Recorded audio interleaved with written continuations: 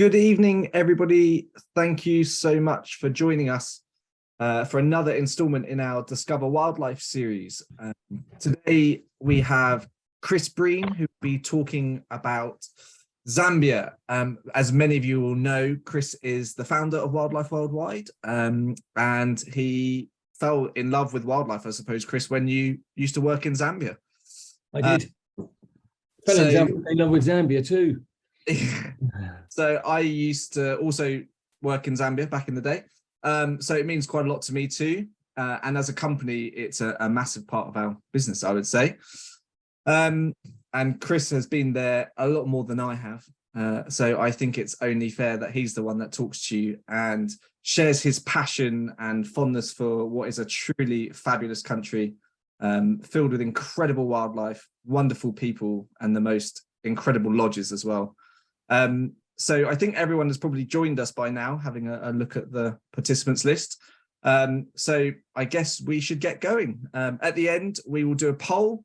There will also be the opportunity to ask us any questions. So please do pop those in the chat or Q&A boxes. And at the end, we will do our best to answer all of those questions for you and provide as much information as we can. Over to you, Chris. Thank you very much, Brett. Thank you very much. I will just, there we go. Right. Good. Okay. Yeah. Thank you very much, Brett. Yeah. So it's always great to have the opportunity to do these talks and presentations. And it's always, we're always amazed and ever so slightly overwhelmed by the number of people that join us for the evening. So we are very grateful to you for attending and kind of tuning in and being with us. As Brett said, I cut my teeth in Zambia. I've been lucky enough to have been going there now, rather worryingly, for more than 40 years. And with the exception of the COVID years, I've been there every year, pretty much every year, and more often than not, more than once in a year. So I am incredibly lucky. And as Brett said, I fell head over heels in love with the place as a teenager, and I've never really been able to shake it out of my system. I still can't. I was lucky enough to have been there last year for the best part of a month, leading to trips back to back, which was absolutely tremendous. And having not been there for a couple of years because of COVID, it just reaffirmed to me what an incredible, incredible place it is. So first things first, I'm going to get the boring bit out the way, the really boring bit out the way, with a picture of, in this particular case, a British Airways flight, British Airways aircraft, I should say, and tell you about how we get there and travelling around, because this is relevant for wherever you're travelling to within Zambia. So you can get to Zambia in many different ways. My preferred route, but this is very much a personal thing, my preferred route is going via Johannesburg on British Airways and then flying directly up from Johannesburg up to Lusaka. But we are regularly putting people on Qatar Airlines via the Middle East. We're putting people on Kenya Airways. We use Emirates.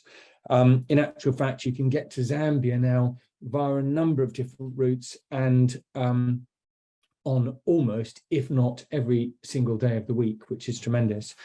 And traveling around Zambia is terribly easy. It's terribly straightforward.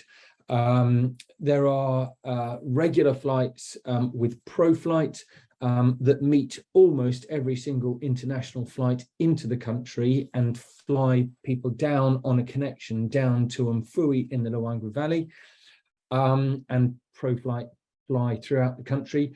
But it's equally possible to be on chartered aircraft of different sizes. As you can see in the top left-hand corner, that's a 12-seater aircraft, and the bottom right-hand corner, I think, is a 4- or 6-seater.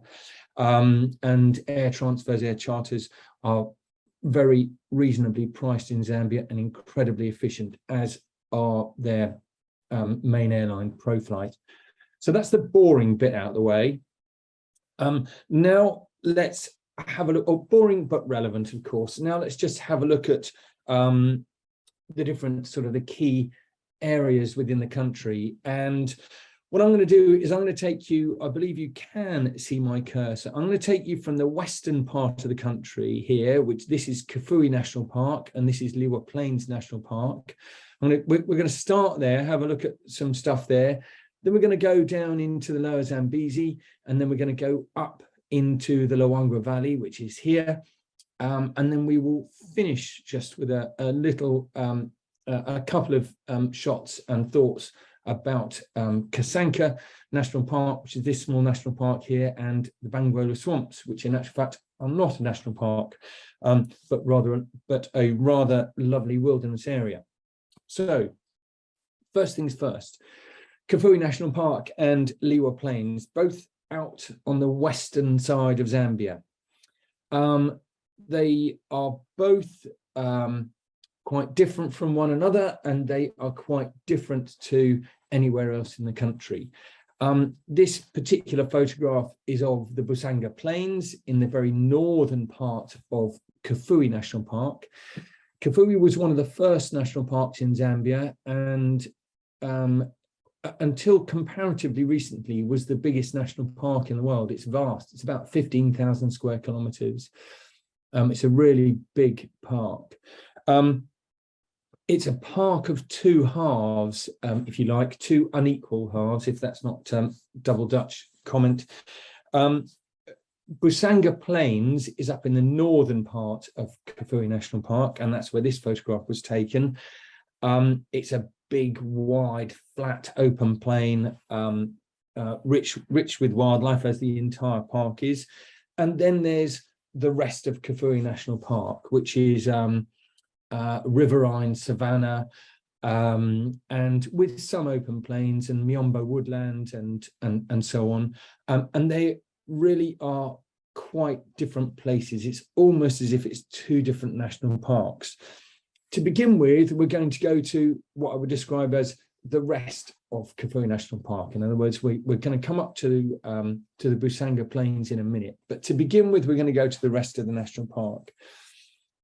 To get into the national park, Kafue National Park, we would generally fly from Lusaka or occasionally drive, but generally speaking, we would fly. And we would fly in and almost immediately be greeted by wildlife. We would fly into a place called Lefupa. We would be greeted perhaps by hartebeest, perhaps by another antelope, oribi. We may even be greeted by leopard. And these are all animals which are common in this particular part of the national park. And probably the camp we would be staying in, if we were in the central area of Kafue National Park, would be a camp called Musikesi. It's a beautiful camp which accommodates about 10 people. I think they have 5 rooms. It's a beautiful camp. It's one of a number of camps here in this part of the park, but it is our absolute favorite in this area. It's our favorite because of the number of people it accommodates. So it's small, it's very personal. The food is absolutely super. It's in a beautiful location, and the quality of the guiding is exceptional, and the game viewing here is superb. So we would tend to favor spending a few days and nights here and exploring this area first, which we would generally do by vehicle, and also out on the river. We would spend a few days here before we would then drive north up to the Busanga Plains. And as you drive north to the Busanga Plains, so it becomes drier, it becomes more open, and you start to see a different range of wildlife. In this particular case, sable. This is some young and females that we found on a particular drive that we did heading north. And once you get up to the Busanga Plains, which, as I say, is a big, wide, open plain, you're likely to see one of the specials in that area, which is red lechery. which of which there are many, many, many thousands of red lechwe. There are all sorts of other small mammals there and other antelope, and there's of course great bird watching and stuff here as well. But being the plains area that it is, and with the prey species that there are there, one of the most fabulous things about the Busanga Plains is the lions. So this is an area where there's a significant lion population, and the lions are, generally speaking, doing something all the time. This particular group, you can see this young male here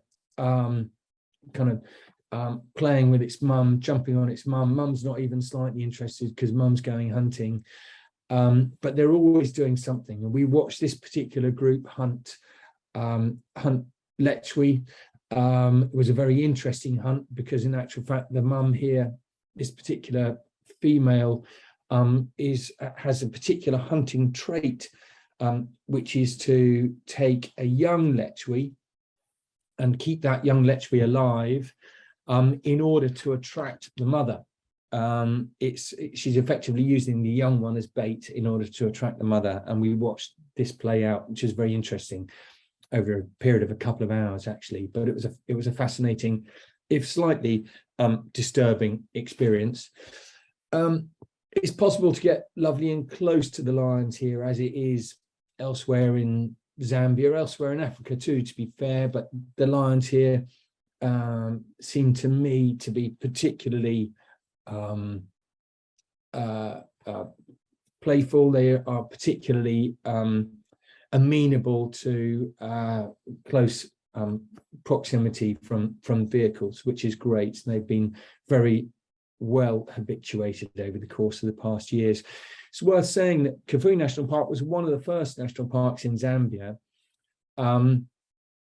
which in actual fact, sadly and regrettably, in the 1980s, was subject to terrible poaching. And so Kafue National Park kind of fell off the visitors list for a while, for some years in actual fact, but is now very much back on the visitors list with some beautiful camps and lodges, as I say. The camp that I mentioned earlier, Musakesi, has a sister camp, a smaller camp up here called Ntemwa Busanga, and the two make a particularly nice combination.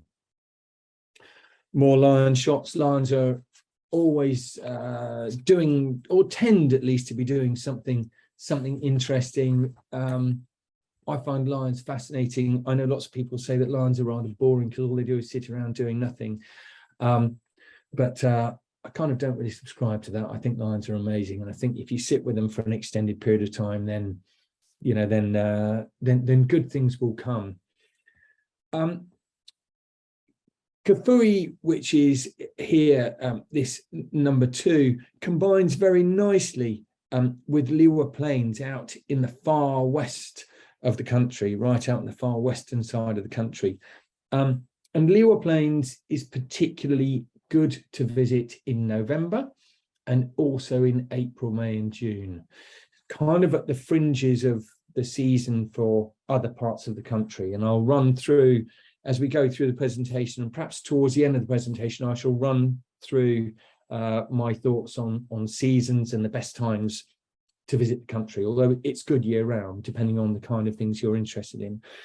But Kafue combines very nicely with Liwa Plains, as I mentioned. Liwa Plains, I've been lucky enough to visit on a number of occasions. The last time I was there was, I think, probably 6 or 7 years ago. Everything in Liwa Plains is huge, extraordinarily. I don't really know why. I'm sure there is a reason for it, but everything appears to be huge. The hyenas are huge. The wildebeest here seems to be much larger. The things like honey badgers and porcupines and all sorts of things seem to be absolutely gigantic. These particular photographs are from a visit that I made in November of the particular year that I was there, which is a particularly nice time to go. And it's a particularly nice time to see the wildebeest.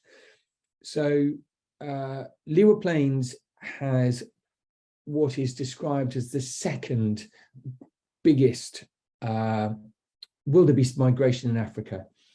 So there's some perspective required on that. It's not to be confused with, at least in terms of volume and stature, it's not to be confused with the wildebeest migration in East Africa, which is massive. It's probably about 750,000, if not 1 million individuals. Here, it's somewhere between 50 and 100,000, so it's significantly smaller. But then the area that they're migrating in and the area that you would go to see them is significantly smaller too. And in actual fact, Leeward Plains only has one permanent camp, which is a relatively small camp called King Lewanuka Camp, and so it doesn't receive very many visitors at all. Leeward Plains receives very few visitors, and there are some mobile camping operations that go into Leeward Plains as well, and I'll touch on those again a little bit later in the presentation. So it's really very likely that when you're game viewing in Leeward Plains, that you will be the only ones there. You won't see anyone else at all, perhaps other than your fellow campmates, so to speak, or your fellow lodge mates. November is an amazing time to go. There's this lovely build-up of clouds you can see in the background. There's incredible wildflowers, and the colours are just spectacular. And it really is as flat as a pancake for as far as you can see in all directions. As I say, November is a particularly beautiful time because, as you can see, there's magnificent wildflowers. If you were to go in our springtime, I guess, April, May, June, it's also beautiful for butterflies. There's some wildflowers there as well, but particularly nice for butterflies. And in both periods is fabulous for birds. And of course, a lot of the birds that are migrating to Southern Africa are migrating from Northern Europe, of course, and also Central Asia. And a lot of them come down, there's two channels really. Some come down the eastern side of Africa, and some come down the western side of Africa. Those that have come down the western side of Africa will invariably come over the top of Leeward Plains National Park and that area generally. So if you're interested in birds and birding, April, May is a great time, and also November is a great time. And the bird watching is really fantastic here. Lots of the dryland species, the Kalahari species in this area. One of the interesting things about game viewing in an area where it's completely flat is you can very often sort of catch things and see things from a distance that perhaps you wouldn't otherwise see. So in this particular case, we caught sight of some wild dogs that were chasing after wildebeest.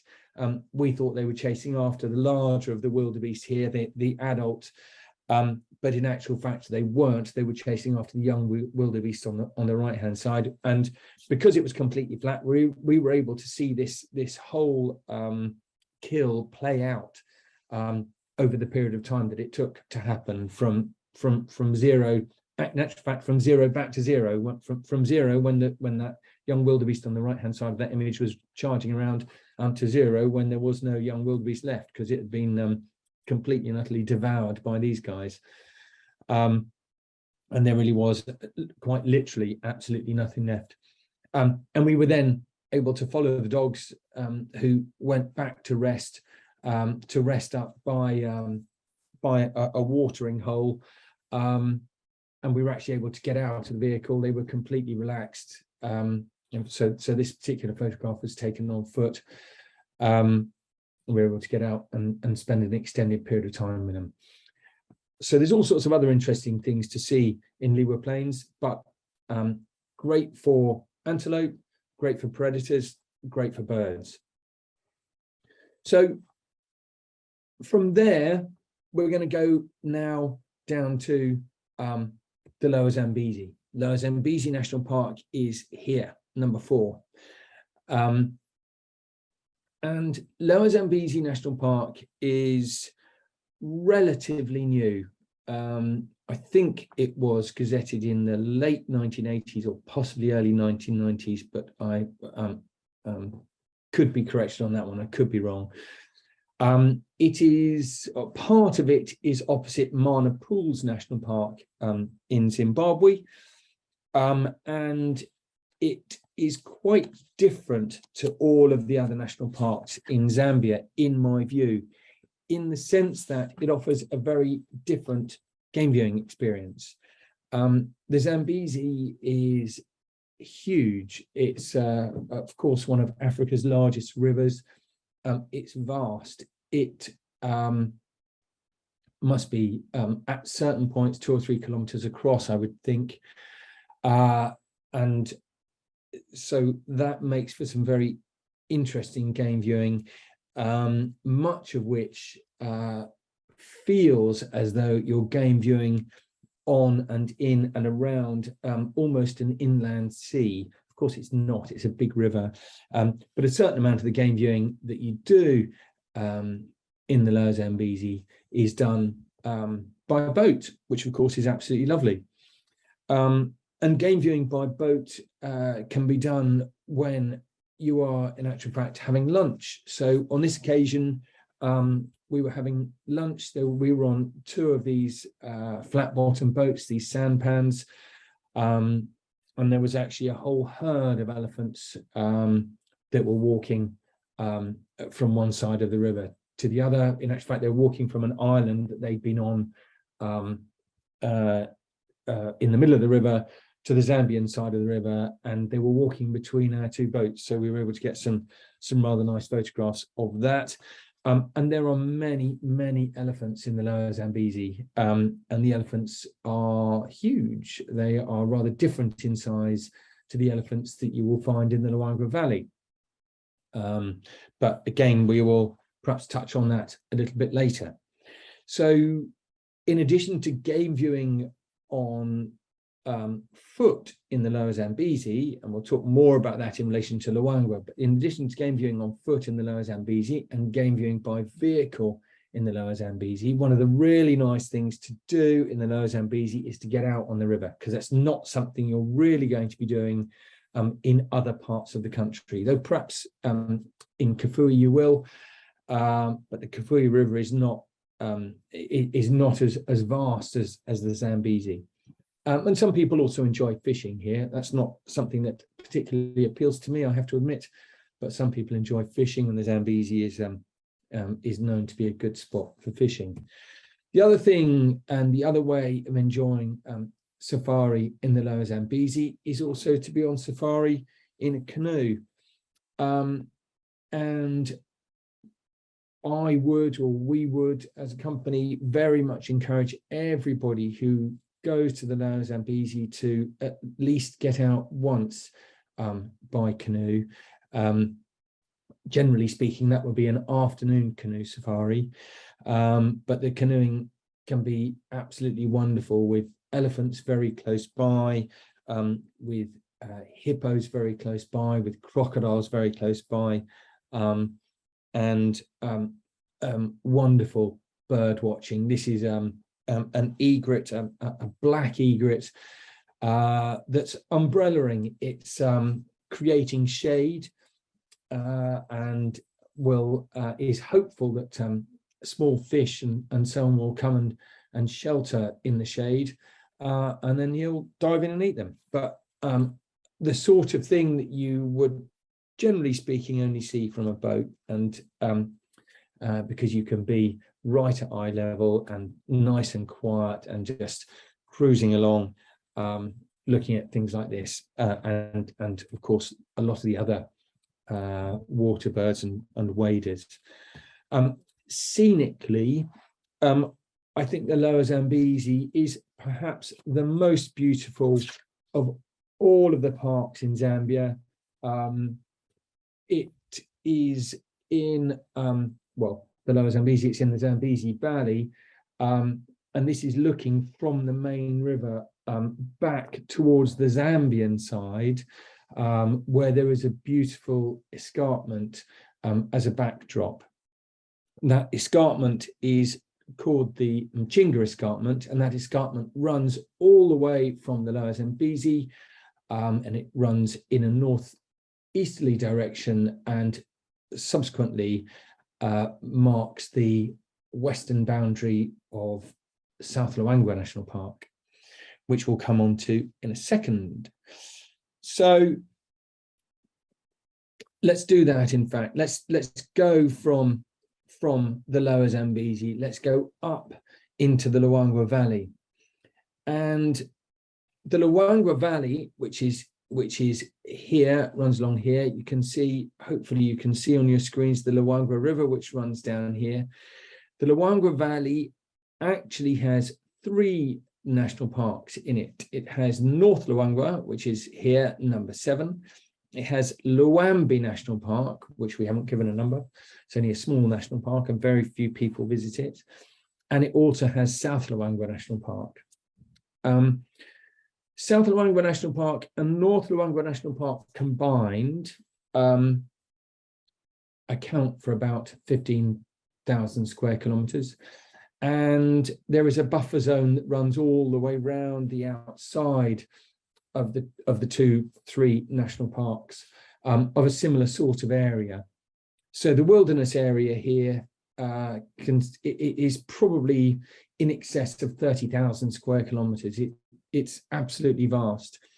If every camp and every lodge was full in the Luangwa Valley, it could probably only accommodate somewhere between 450 and 500 people in that 30,000 square kilometer area.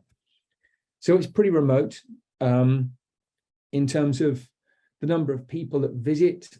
Although it would be deemed to be the jewel in Zambia's crown, it's still relatively, it still has a relatively low number of visitors. It has a low number of visitors, it has relatively few camps, and the largest of those camps, oblique lodges, can only accommodate 36 people. The majority of them accommodate considerably fewer than that. They would accommodate 14, 12, 10, 8, or 6, generally speaking. So 36 is the biggest. And in East African terms, Kenya and Tanzania, 36-bed property would be very small. In Zambian terms, that's a big place. In Luangwa terms, it's the biggest. So let's just have a look in a bit more detail at Luangwa. And this is an aerial shot, obviously, which I took from a microlite. I thought it was quite a nice way of illustrating, in actual fact, a bit of a seasonal change. You can see that there's still some lovely green grass there. You can see there's some water there, but you can also see that it's starting to dry out. And that's quite interesting. The wet season in Zambia, or the green season in Zambia, runs from the middle of November through to the middle of May. Although generally speaking, things are starting to dry up from late February onwards. Once you get to the middle of May, most of this water has, that's away from the main river, most of the water has disappeared. And by the time you get to September or October, the river and the valley is looking much more like this. So The Luangwa River is a big old slow-flowing silt-laden river. It's the biggest tributary of the Zambezi, the River Zambezi. And this is what it looks like in late September, early October. You might say, oh my goodness, it looks really barren, it looks quite bleak. But in actual fact, it's not. This is one of the nicest times of year to go because there's very little freestanding water away from the main watercourse, and therefore all of the antelope concentrate in and around the main watercourse. Therefore, all the predators concentrate in and around the main watercourse. And this is one of the oxbow lagoons that would previously, of course, have been a loop in the main river. And this is taken in mid-October, where the watercourse is completely and utterly dry. Earlier in the year, there would have been water here. By mid-September, it will have started to dry up. There would have been big flocks of storks, perhaps, and pelicans. And now, mid-October, it's completely dry. What that means is that all of the animals are concentrating near the main watercourse, near the main river, and that's good. That's good for game viewing.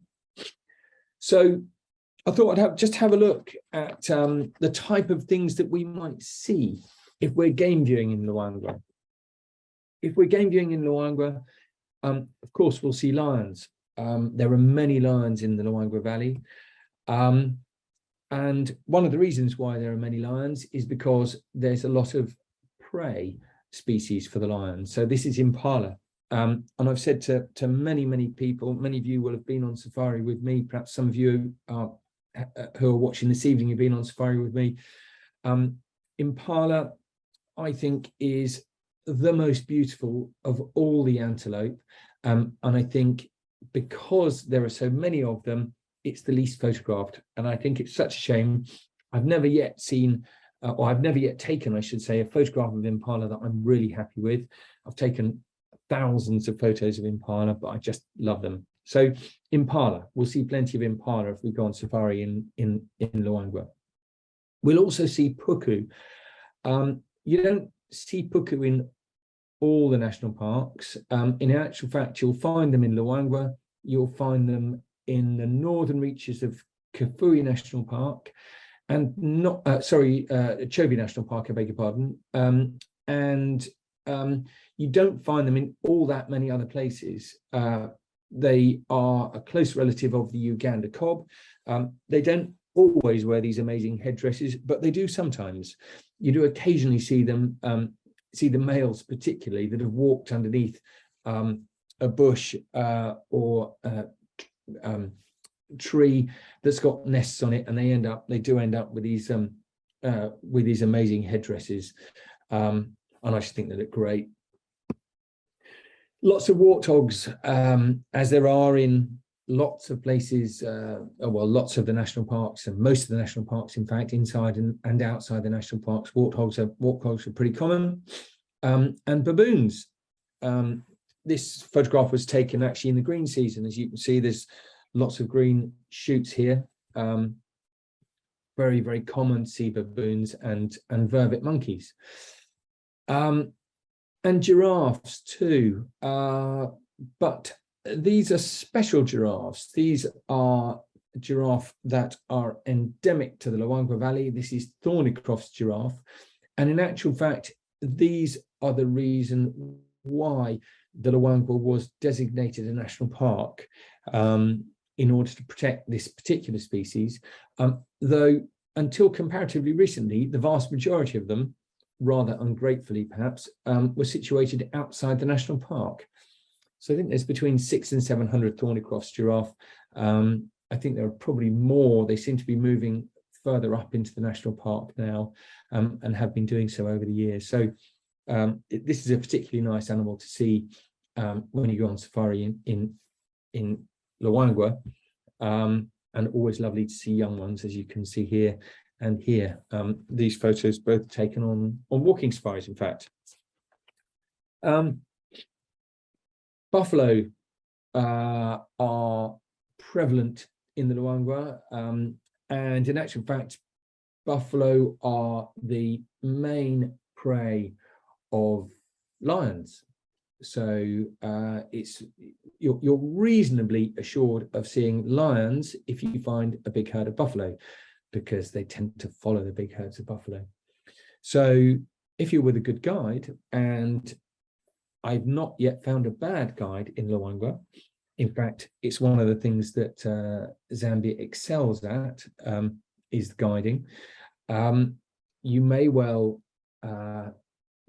first and foremost, hear the call of an oxpecker, and you might follow the call of the oxpecker to a buffalo, and that buffalo may then turn out to be a reasonable sized herd of buffalo, perhaps 400 or 500 or maybe more. And then there's a good chance you'll see lions following that herd. The other thing, of course, that you will see, and I touched on this earlier, is elephant. Of course, you'll see elephants. The elephants here are, compared to elephants elsewhere in East Africa and Southern Africa, are really quite small. These are derived from the forest elephants up in the Congo, and the Central African forests, and they're quite small. I've had people on safari on a number of occasions asking me when they're going to be seeing adult elephants, but in actual fact, of course, we see lots of adult elephants, and believe me, when you're on foot relatively close to elephants, an adult elephant, you'll know it. We tend to see in September, October time some really nice gatherings of elephants. This particular photograph was taken of two different groups, sort of extended family groups. You can see there's a number of elephants facing to the right and a number of elephants facing to the left, and we watched as these two groups came together. They came from different sides of the river. I suspect they'd been communicating with one another, and they met, they greeted one another, and then they moved off. It was a gathering of 40 or 50 elephants, but it was a lovely thing to witness. Later in the season, we find elephants eating their favorite fruit, well, their favorite pods, I should say, which are the pods of the winter thorn trees. And you sometimes see the elephants actually shaking the trees, pushing the trees with their foreheads to try and shake the pods and then feed from the pods. And of course, we get some nice opportunities to get up close and personal with them. We also stand a good chance in Luangwa of seeing wildebeest, and this is another Luangwa special. It's not endemic just to Luangwa, but it's what would be described as a near endemic. And this is Cookson's wildebeest, which is a subspecies of blue wildebeest, but really quite different in the sense that it's almost a pinky peachy color, but with very dark stripes, and you often find them in close proximity to zebra, and they tend to be in the northern part of South Luangwa National Park and further north from that. I mentioned lions, always good opportunities to see lions. This is a big old male, as you can see, with a beautiful mane. I've always had a particular enthusiasm for lion paws. Well, in fact, they're just the cat paws generally. I love them. Hence this photograph. And on this occasion, we were quite lucky.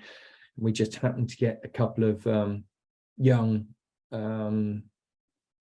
sort of adolescent males that were giving one another a bit of a belting, but that was quite fun to watch. Lots of hyenas in the area as well, and vultures here, white-backed vultures. There are 4 different species of vulture in the valley. In fact, 5 different species of vulture in the valley, probably. But we always see lots of hyenas. I have to say they're not my favorite animal, but still great nonetheless. And one of the things that people come to Luangwa for more than anything else is leopards. There is a really significant leopard population in Luangwa. It's also a great reason to do nighttime safaris, though increasingly we are seeing leopards during the day. When I first started going out there many years ago, it was pretty hard to see leopards during the day. But maybe that was because our eyes weren't quite tuned in enough. So maybe we're seeing them more during the day now because we're a bit more tuned in, and we know where to look, and we've kind of refined it. But leopard sightings during the day are increasing significantly. It would be very, very unusual to go to the Luangwa Valley and not see leopard.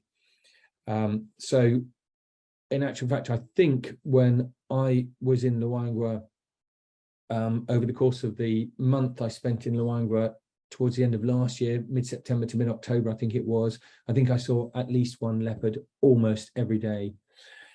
This is a leopard that some of you may well have seen on TV, beautiful leopard called Pink Nose. Wonder why that is. Anyway, she's been the star of one or two TV programs that were released last year. It's impossible not to photograph leopards. They are just the most beautiful cats of all, I think.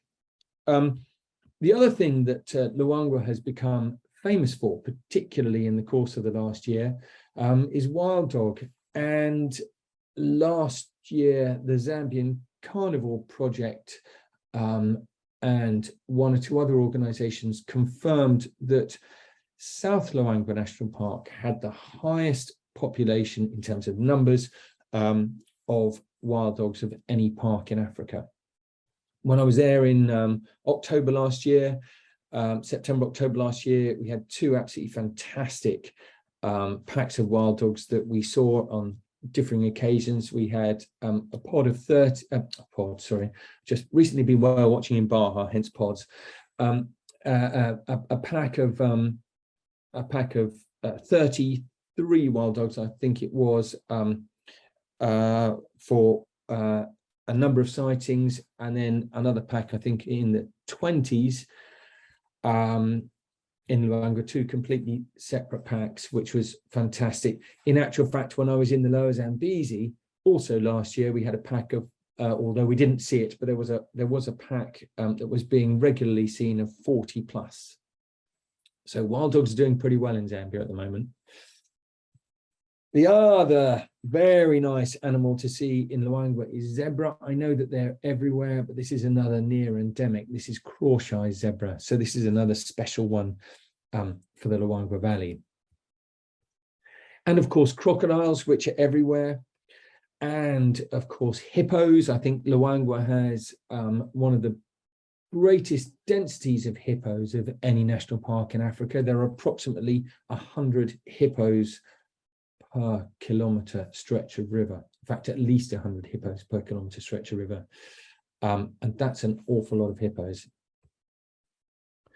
The bird watching in Luangwa, in fact, in Zambia generally, but the bird watching in Luangwa is fantastic too. And just to sort of run through a few of the things that you might see if you were to go there.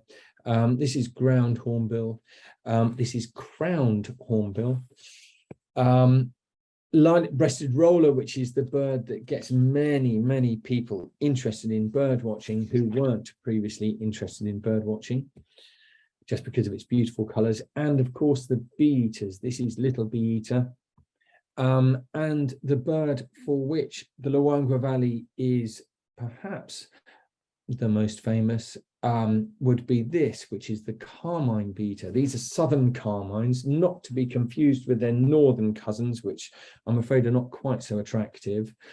But Luangwa has a tremendous influx of bee-eaters, carmine bee-eaters from early to mid-September onwards, and they nest in the riverbanks in their tens of thousands. And if you were to go from mid-September onwards, you would certainly see carmine bee-eaters. And they really are very, very special birds. Fish eagles, that's probably the call of Africa that you will hear all over the place, but very good chances of seeing them. And battler eagles, in this particular case, this is a male battler, incredibly aerobatic birds, incredibly aerobatic raptors, and very, very beautiful with it. And this is just one of a number of the shorebirds, water birds that you might see. This is green-backed heron.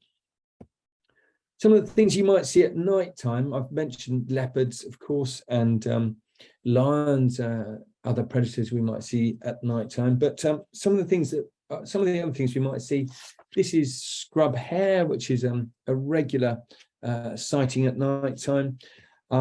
Highly likely that we would see genets and civets, and perhaps also porcupines, though they are not quite so common. But to get a good sighting of porcupine is, and to have an opportunity to photograph porcupine, in actual fact, is quite unusual, but lovely things to see nonetheless. And although this one wasn't taken at night time, there's some beautiful, beautiful owls to be seen in the Luangwa and in Zambia generally. This is giant eagle owl, or Vero's eagle owl. So that's some of the stuff that you might see. There'll be other things we can look at as well, but I just thought I would talk a little bit about the accommodation. We had a very brief look at accommodation in Kafue National Park. But the accommodation in Luangwa is, I would describe as many and various, ranging from this lodge, Mfui Lodge, which is absolutely beautiful and accommodates 36 people. This is the largest of the lodges, which I mentioned earlier. It's a magnificent lodge, and the lodge that we have taken over for our Festival of Wildlife, which is happening here later in the year. So from Mfui Lodge to some of the smaller places, some of the smaller camps. This is one of the camps. This is a camp called Kuyenda in the southern part of the park. This only accommodates 10 or 12 people. It has all mod cons. It just has a lovely, simple character and a very remote feel to it. And each of the little chalets has its own decking and veranda and beautiful views out into the wilderness and opportunities to see great things. And this is another of the small camps that we work with. This is a camp called Tafika. We do lots of work with the guys that run Tafika, and they run wonderful walking safaris and so on, which I'll mention shortly. But this is their camp. And then up in North Luangwa, oh, beg pardon, this is also Tafika. This is the dining area at Tafika, and you can see the river in the background. And I suspect that some of you that are viewing this presentation may well have stayed there. And then this is another camp in North Luangwa, another beautiful camp, small and intimate. This particular camp is called Takwela. So game viewing and how do we do it? Of course, game viewing happens in four-wheel drive vehicles. The four-wheel drive vehicles are open. Sometimes they're Land Rovers like this one. Sometimes they're Toyota Land Cruisers or Toyota Hiluxes. Generally speaking, they are have the option to be covered, as this one is. Not quite so great from the point of view of photographing things above you, of course, because you've got a roof. So it will depend on the vehicle, depend on the camp, depends on the time of day. But all of the vehicles in the valley are open, as they are in Lower Zambezi National Park, as they are in Liwa Plains, as they are in Kafue National Park. All nice open vehicles, which makes for wonderful game viewing and bird watching. one of the key things about going on safari in Zambia, and one of the key things about going on safari in the Luangwa particularly, is having the opportunity to walk. Walking safaris are by no means route marches. Walking safaris are a real opportunity to be at eye level with the mammals, to be at eye level with elephants, to be at eye level with zebras and other antelope, and also to see predators on foot. Increasingly now on our walking safaris, we're having fantastic sightings of lions, and it's incredibly exciting. The walking safaris are brilliantly conducted, led by a wonderful naturalist, such as Alex in this case, and also accompanied by an armed scout. There would be a maximum of 6 of us or 7 of us on a walk. And it's an opportunity on a walking safari to look at things that you wouldn't otherwise look at if you're in a vehicle, to look at tracks, to look at droppings, to look at grasses, to listen to the sound of the birds, and to kind of get down and dirty with the wildlife. And it's just the most amazing way of being on safari. In this particular case, we were looking at the midden of a civet, and hearing the story from Aubrey, in this case, about civets and why they create their middens and why they do what they do. Walking safaris are just exceptional. Not at the expense of being on driving safaris, and not at the expense of being on nighttime safaris, but in addition to. And all of the camps and lodges in the Luangwa Valley offer walking safari opportunities. Like I say, it's a chance to stop and look at things, perhaps, and photograph things that you simply wouldn't otherwise have an opportunity to look at, such as this. It's a bit gory, it's a bit gruesome, but it's interesting. And looking at tracks, learning about tracks, and there will always be an opportunity to stop. And a walking safari would generally be for a few hours in the morning. Like I say, it's not a route march by any stretch of the imagination, and would stop somewhere, perhaps by a lagoon or sit by the side of a river. One of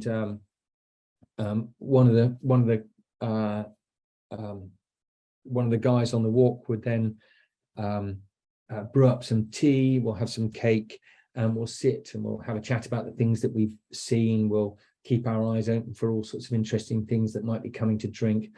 We'll catch our breath before we then head off on the next part of our walk.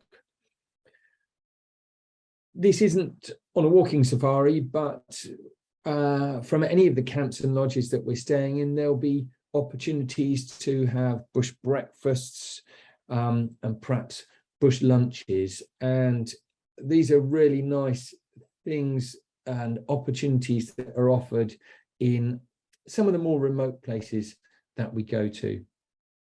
And it may be a beautiful lunch or drinks, or a cup of tea underneath a massive tree like this, one of these lovely great big fig trees.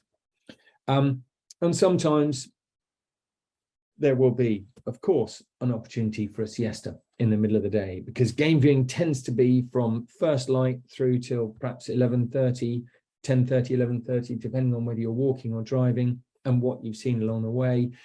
Then you'll have a break of a few hours in the middle of the day, and then you'll get back out again, probably around 4 or 4:30ish, and you would stay out for sundowners, and you would stay out for an hour and a half or 2 hours after dark, making use of spotlights and seeing what's out and about with spotlights.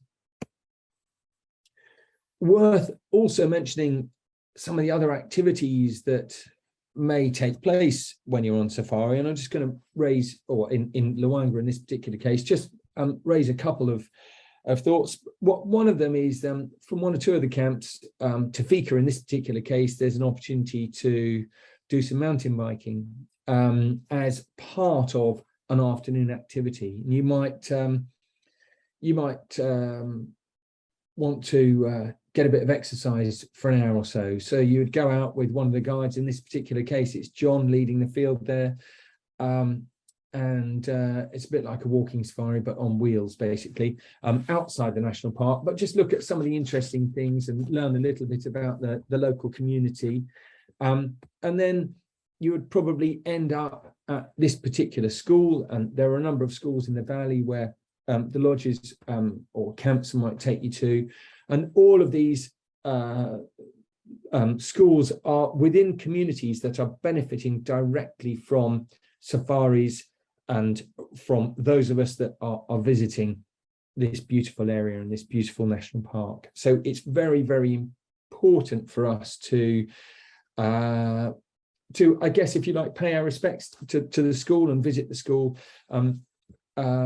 Almost all of the guides in the camps and lodges now come from the valley itself, and will have been pupils at one or other of the schools. In this particular case, this is a school called Mkasanga School.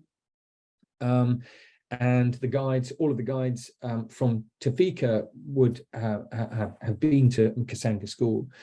So we might go and visit the school, and we might also then go and visit, in actual fact, the local church. And this lady on the left is the wife of one of the guides at Tafika. And she is also the choir master at the local church. And so we might spend 15 or 20 minutes listening to her incredible choir singing to us. And then we will carry on along our way and continue with our game viewing. But it's a lovely thing to do. It's not contrived. It's just a wonderful experience. And it's wonderful to learn a little bit more about the community. And then it might be sunset, and it might be time to turn on the spotlights and go and have a look at leopards and some of the other nighttime birds and mammals that exist in this beautiful park. So we're nearly at the end of this evening's presentation, but I just want to take you to two other places, the Bangweolo Swamps and Kasanka National Park, that are in the northeastern part of the country.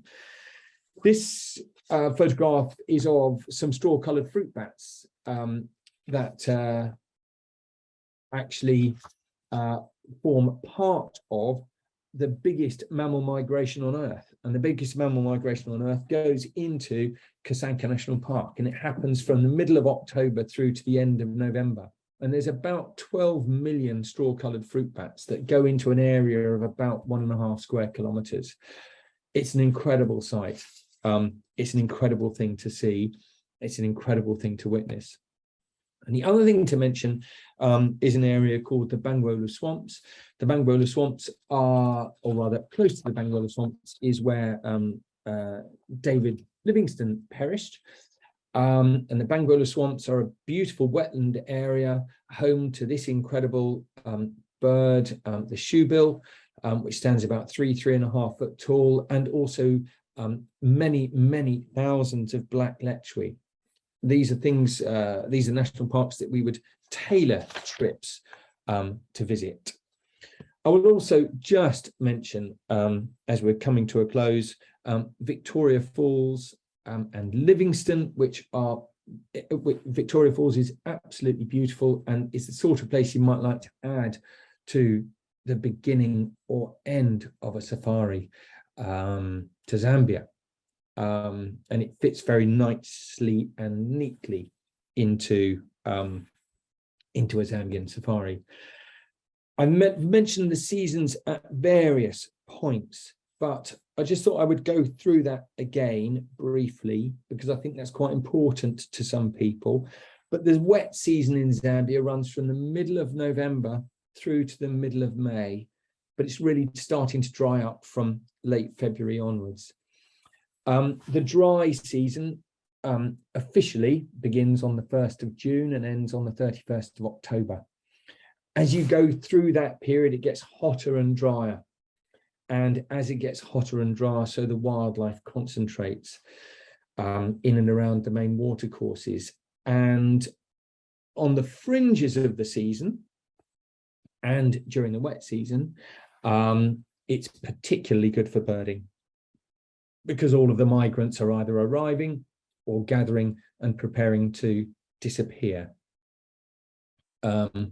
It's good for birding year round. It would be very unusual if you're interested in birds and bird watching to go to Zambia for a week or 10 days and not return with a bird list of probably in the region of 150 to 200 species.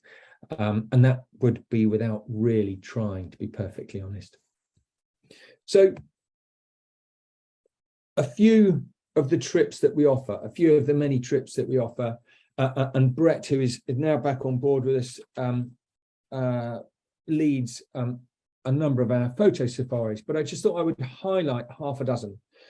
So Sacred Coombe Safari, which I lead with my very good friend Simon Barnes, visits the Luangwa. We visit the northeastern part of the Luangwa, of South Luangwa National Park, and we do a combination of walking and driving, but we spend half a dozen days on walking safaris here.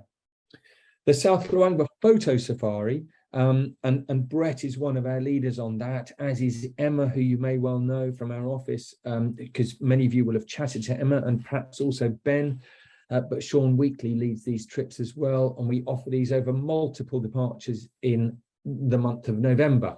We have a number of departures, November 23 and November 24.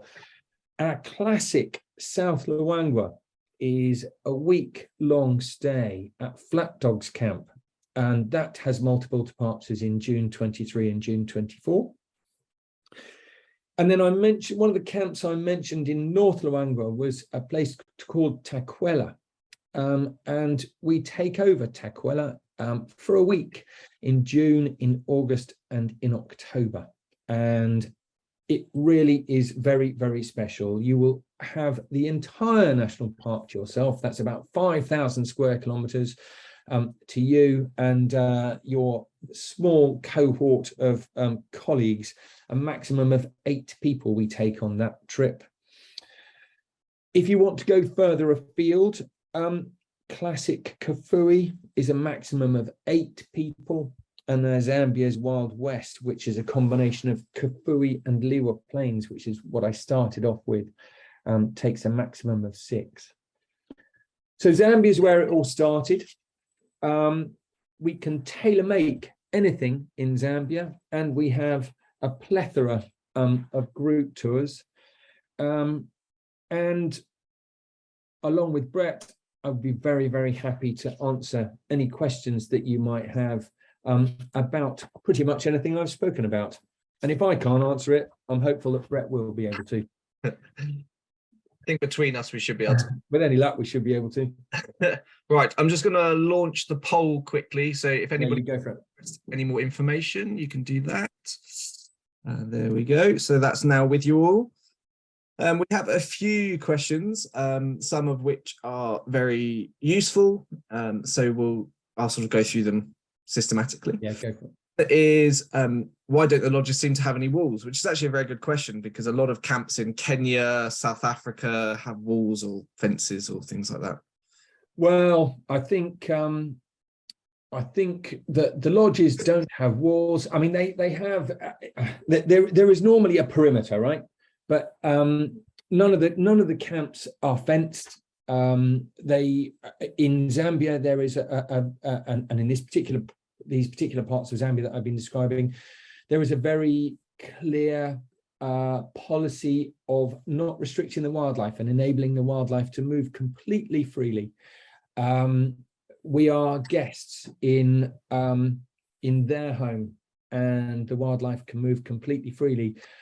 I'm sure, Brett, you will have had similar experiences, but when you're in sort of in an open shower, looking out and being able to see antelope, sometimes elephant, quite often lions, and various other things, it's an amazing experience. It's brilliant. Bring it on. Yeah, I love waking up in the morning and seeing what tracks there are outside your tent. Yeah, fantastic. Yeah. What could be better? Yeah, absolutely. So another good question, which is asked quite a lot about safaris, is how do you charge camera batteries or electronics as a whole? And it depends on the camp. So it does very much depend on the camp, doesn't it? I mean, all of the camps and even the walking safari camps that are semi-permanent have charging facilities. They're all, or they're not all, they are mostly solar.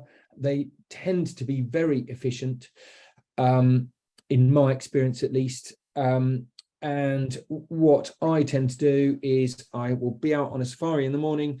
I will come back. I will immediately put my batteries on charge, because they tend to like you to charge your batteries during the day and phones and so on during the day, when the sun is bright and when the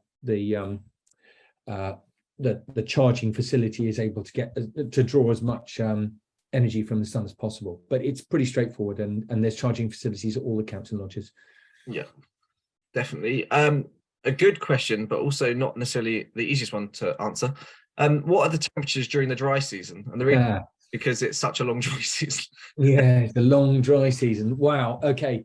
So as you go through the dry season, it gets hotter, and middle of the day temperatures would go from, I would say in June, probably from early 70s in old money. Can't think what that is in new money, but probably about 25. Yeah, and it would probably go up to, in October, late October, probably early 30s, maybe early to mid 30s. But for most of that period, it's dry. It's a dry heat. So for most people, it's really not a problem at all. In the winter months, so that bear in mind it's the southern hemisphere, so opposite to us. So in the winter months, June, July, and August, it's cold at night time and it's cold in the morning. And when I say cold, I mean proper cold. So it's jumper, fleece, and depending on whether you're on a night drive or not, if you're in July or early August, you may well want to take a beanie, and possibly even gloves. Years ago, when I used to spot, I'd be wearing a scarf and hat and gloves and all sorts of blooming freezing. And it's like that first thing in the morning. And then by the time you get to about 10 o'clock, well, maybe even earlier, 9 o'clock, 9:30, it's shorts weather and it's lovely and warm. Late October, the last couple of weeks in October, perhaps the last week in October and the first week of November, it can get quite humid. So that can be quite difficult. It'll be hot and humid. But for the most part, it's pretty dry. We've got a question that kind of links into that, I suppose, which is, are we seeing any effects of climate change in the valley? Which I guess is good to answer. Well, yeah, it's certainly good to answer. Are we seeing effects of climate change? I guess we are. I mean, I'd say it's, from my time there, it's probably the weather's less. Well, the rains are less predictable. Yeah, I was going to say it's lack of predictability now. They're still getting. So to give you an idea, the river flooded this year again, which is key to the valley's survival. So they're still getting really good rains. It's just less, it's more difficult to predict exactly when the rains are going to come, I guess. And also, increasingly, there is sort of unseasonal rain. So you might find, a couple of years, well, not a couple of years ago now, that was COVID, but anyway, immediately pre-COVID, I think I was there late August, and we had a rainstorm late August. Yeah, last year they had one in September, so. Yeah, same sort of thing. So yeah, we are seeing it a bit, but it's less predictable. Yeah. Another question is, where in Luangwa is the best place for dogs? Well, the whole of the valley, I'd say, wouldn't you? Everywhere. Everywhere. It's brilliant. So when I was there in mid-September, I was there mid-September to mid-October. I was seeing them in the southern part of the valley. That pack I then saw in the central part of the valley, and then later on I saw them in the northern part of the valley, that same pack, and then I saw other packs. So they could be absolutely anywhere. one of the really nice things when I was there in September, it was we were still seeing them near a den which they'd made in late June. So it was quite predictable. We went out every day and we saw them for a few days consistently, as you know. That's the way to do it. By the time that was consistently for about 5 days, and then they'd skedaddled, and then they were. Yeah, I mean, the thing I would say with dogs is that if they decide to move, they can move 30k. So absolutely, yep. Like yep. You might get lucky for a week. It might be harder for a week. You know, it's yep. not easy to predict. So yeah, absolutely. A very quick one, which I can answer just very quickly. Do we need mosquito nets in Zambia? All the lodges provide mosquito nets. It's not a problem. Definitely bring insect repellent, particularly closer to the rains. It gets more buggy. Although in the dry season, you're highly unlikely to even see a mosquito. Yeah, exactly. But it is a malarial zone, so it's worth noting that. So I can say that one's done. Someone's asked about, I'm going to sort of go down, about the length of our trips. Why don't we do longer trips? Our longest one was 13 days.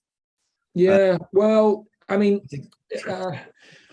13 days is a good period. It's 2 working weeks and 2 weekends basically, but we can do anything. We regularly organize trips that are 3 weeks, 4 weeks. We sometimes do 5 and 6 week trips.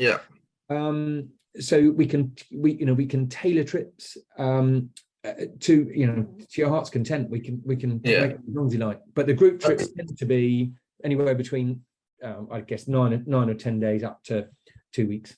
That's so what a lot of people do is if they join a group tour and then they want to do something else, they tack it onto the beginning or the end. Or sometimes people even do back-to-back group trips. Indeed, absolutely. Yep. So that's worth knowing as well. There's 2 really good questions, which I'll just go to, which are one, how many people are usually in a safari vehicle? Varies. It varies, though. A lot of the camps have a maximum of 4.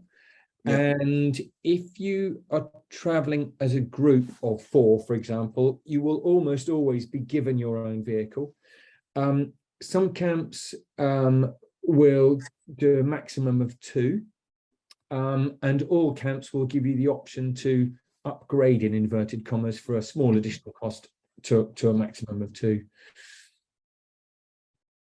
There you go. That one works well. A very quick one about food at the camps as well. It just says, what about food at the camps? From Delicious. Exceptional. Is that a good enough answer? Outstanding. Food at the camp is outstanding. Every camp never had any bad food in the camp. I always say the problem with safari is you end up coming back with about 2 stones because you just eat. Absolutely. Yeah, food's brilliant. And generally speaking, all beautiful fresh vegetables, aren't they? Grown. And the problem is on safari as well is, of course, you get breakfast, then you get tea, then you get lunch, then you get afternoon tea, and then that's for sure. Right, last few questions I'll quickly do. Someone's asked about our belongings safe. Of course, you're safe. You don't need to worry about that at all.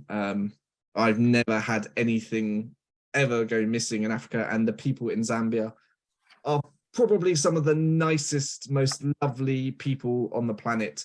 I'm friends with many locals, as I know Chris is, and they would do anything to help you at any time. So never have anything to worry about in Zambia. It's just like the UK. If you go to the wrong place in a large city, you're probably going to get in trouble. Absolutely. Someone's also asked whether you see rhino. Well, increasingly, you're seeing rhino in North Luangwa. So there's a big project.